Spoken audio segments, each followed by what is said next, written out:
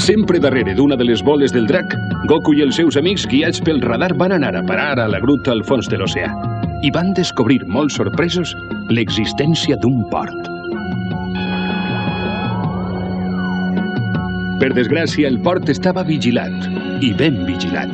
De repent, un misteriós robot pirata se'ls va plantar davant.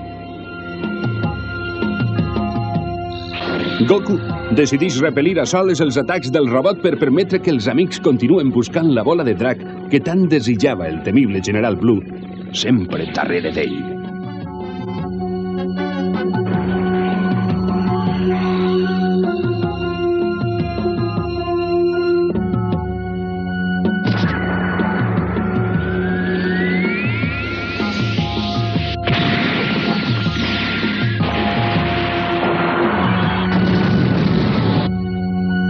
Una volta reduït el monstre d'acer, Goku se'n va a buscar els seus amics, però el General Blue s'encarrega d'enredar-ho tot.